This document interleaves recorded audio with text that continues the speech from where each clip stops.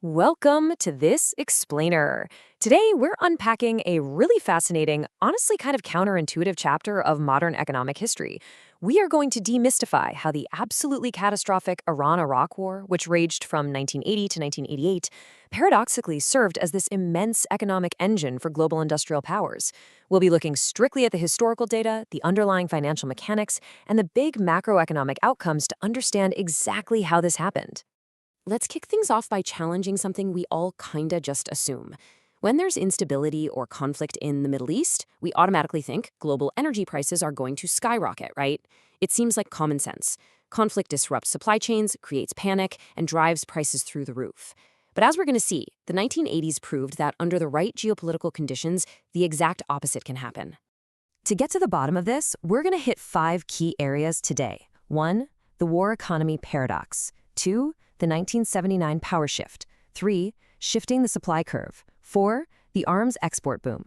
And 5. Fueling Western GDP growth. All right, part 1. The war economy paradox. Usually, you'd expect a massive war between two oil giants to cause hoarding, massive supply cuts, and insane price spikes. We literally saw that exact thing happen during the 1973 oil shock.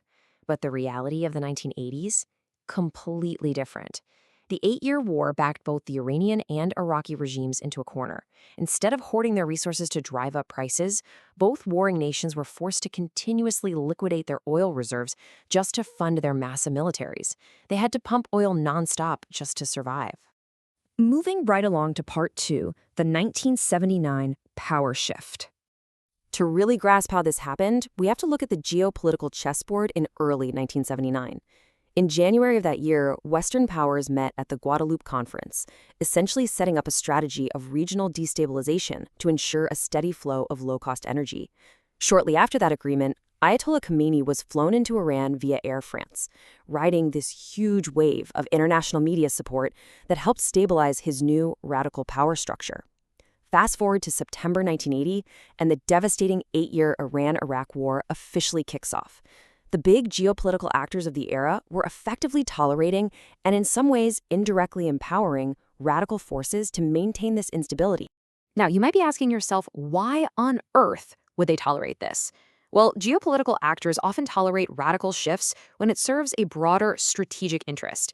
In this case, that interest was securing regimes, both in Iran and Iraq, that were so unbelievably desperate for capital to wage war against each other that they had absolutely no choice but to pump oil continuously.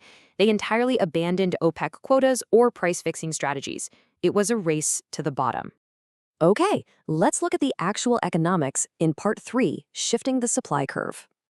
Check out this classic supply and demand setup. See that initial supply curve at S1? Because Khomeini and Saddam were engaged in this existential war, they desperately needed immediate capital. That forced them into a massive liquidation of their oil. And look at what happens. It pushes the supply curve way outward, shifting it entirely to the right from S1 down to S2.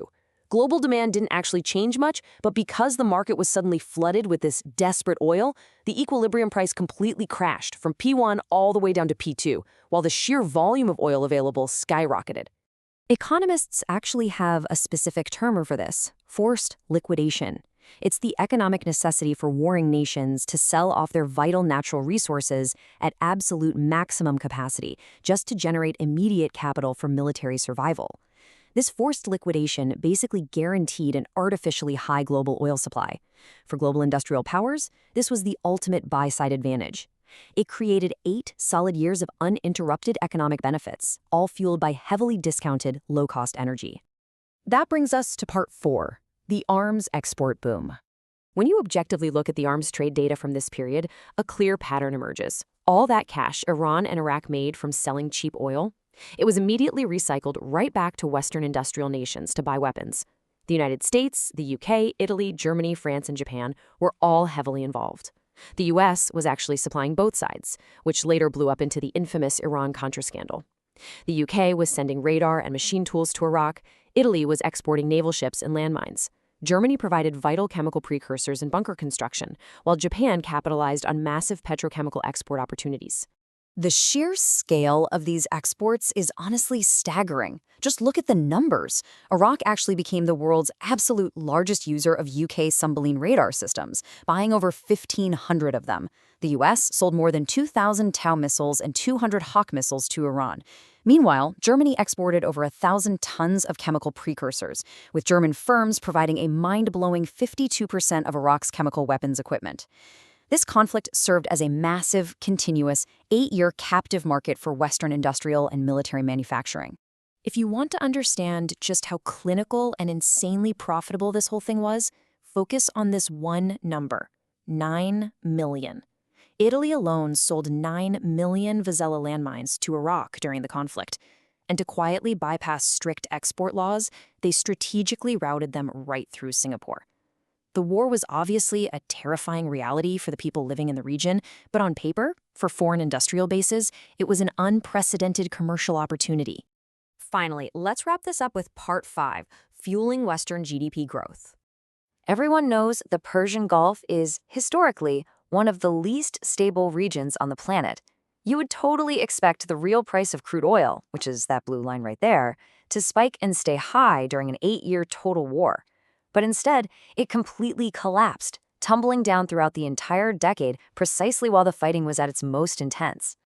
When you put these charts side by side, the dynamic is incredible. On the left, you see OPEC's pricing power just completely collapsing, with crude prices steadily falling over the 8-year duration of the war. Simultaneously, on the right side, the real GDP growth of the United States, Japan, and the European Union absolutely soars. Look at that synchronization. As oil prices plummeted, GDP growth in the industrial world took off. That incredibly cheap energy acted like a massive global stimulus package. It dramatically lowered the cost of manufacturing, transportation, and daily living in the West.